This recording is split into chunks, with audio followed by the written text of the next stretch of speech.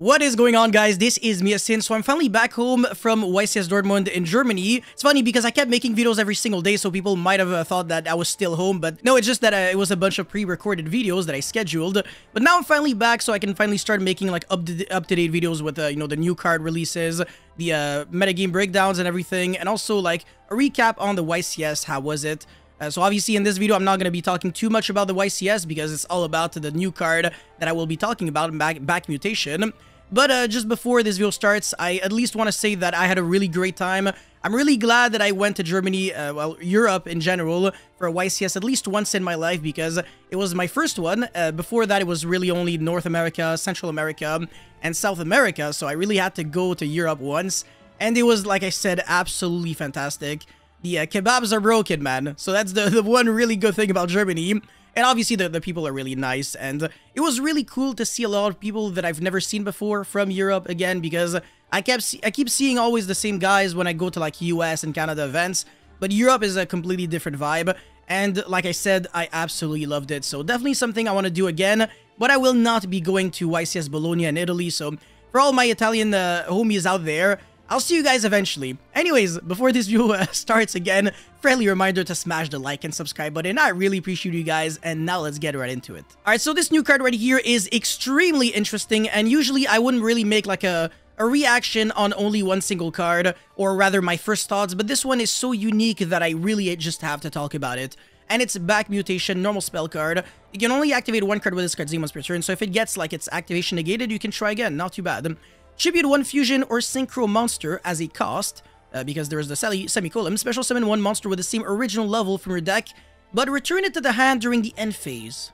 Does this card remind you of something? It reminds you a lot of Metamorphosis, right? Also reminds me a bit of Duality and Shadow's Light. I want to say this card actually plays in the same, you know, in the same league as this card, and also this card is a reference to Metamorphosis. Now, there's, like, it's just so much to talk about, in like, you know, in just one single card, so much to say, because a card that special summons a monster from the deck and doesn't negate the effect is kind of just destined to be abused one way or another. Even though the cost is kind of hefty, you do have to tribute a fusion or synchro monster, and the one restriction, or limitation, I guess, is that you have to summon a monster with the same original level. It doesn't care about the type or attribute, and it, again, does not negate the effect. And the one drawback, which can almost be played in your favor, is the fact that you have to bounce back the monster that you summoned on the end phase. So immediately, just with that drawback, you can already tell that this card will not really allow you to turbo cards like Vanity, well, sorry, not Vanity, but rather Fossil Dyna or the Bearer Statues or Archlord Christia and stuff like that.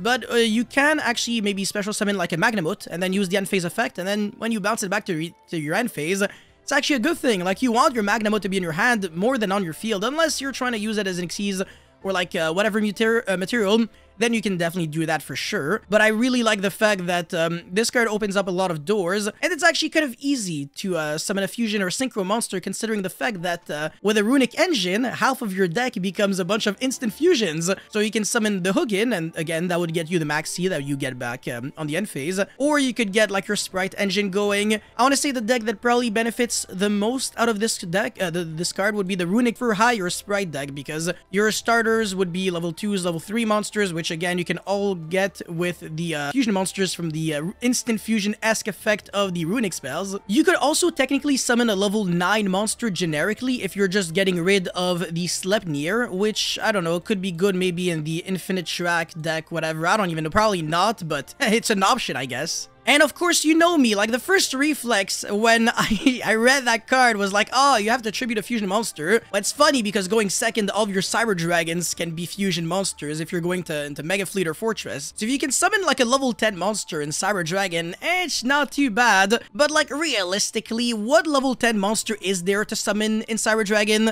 Not a lot, so Mega Fleet's not really going into much. Like, there's still a bunch of options. Like, you can actually go into like the Machina Citadel, which I was playing with the Overdrive at one point, and there are some other cards like the level 8s. I want to say probably is better. The thing is, you can't really cheat out like Chaos Dragon Levineer. It's not gonna do anything.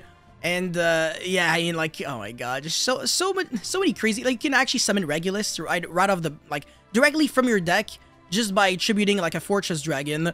So yeah, again, a bunch of things that you can do, but then the Regulus goes back to your hand, which is a good and a bad thing. Like, if you have to use your negate right away, then it's whatever ends up being the same, but if you don't, then you're not gonna have a negate on your opponent's turn, which is a little bait. If this card was a quick play, it would have been, like, a little too good, because then you really don't care. Like, if the card gets back on in your hand, it's actually, like, almost a good thing every single time. You're always gonna start with a play for next turn. But then, again, if it was like a quick play, it would have been like way too good. So it would have been like tier -1, insta-ban for sure. So it has to be a normal spell. I feel like tributing a synchro monster is less relevant because it's especially the fusions that you can summon easily. Again, there's so many ways to cheat out fusions. There's instant fusion, ready fusion. There's the instant contact for the whatever heroes monsters that gets you like a level 7 and stuff like that. You might be able to like abuse that in a way. And then you can actually tribute it to summon like a Kashtira a unicorn. Even though Kashtira is dead, but like, you see where this is going. Like, there's something for each level. And also, by the way, there's a level 5 runic monster out there. So you could summon a level 5 monster directly from the deck. But like, are you really going to be doing that? Most likely not. But then again, I can still see this card being so freaking awesome in the Cyber Dragon deck. Just because there's just so many levels that you can get your hands on. Level 8 and 10, and if you're playing the Runic Engine, then you got 2, 3, 4, 5, 9. Pretty insane for sure, and again, like I said, a card that allows you to special summon a monster from the deck without negating its effect is just destined for greatness. Now, again, do remember the fact that there are some drawbacks associated with this card, but if you can find some niche applications, then I really don't see how this card does not get abused one day. Like, again, this card is in the exact same league as Duality and Shadow's Light. It might be a neg1, quote-unquote, but again, like, special summoning a monster from the deck, it could be a level 4 monster. Some of them, like, are almost one-card FTKs. If you can get your hands on them, it's just ridiculous. Obviously, some of them cannot be special summoned from the deck, like the Rescue Monster, Rescue Rabbit, Rescue Cat. I don't think they can be special summoned from the deck. Otherwise, it would have been, like, way too good. But you can still summon, like, Summoner's Monk or Armageddon Knight and do some nasty things. And just win from there. So, yeah, this is going to be making the Runic Engine way better, regardless, like, if you're playing a combo deck or not. But this card, sorry, is not searchable. I don't think there's, like, any keywords in the effect that allows you to search it either. And it doesn't include, like, polymerization or fusion in the card text. So, not searchable by the Predaplant stuff and stuff like that. So, again, very, very good card. And I am really excited to see what the future holds with Back Mutation. So, if you got any sick combos that you already discovered in like a few minutes already, because this card was has been announced today, let us all know in the comment section below. I really want to hear your guys' output. And you already know that I will be in the lab trying to figure out some nasty combos with this card in like the next few days or something.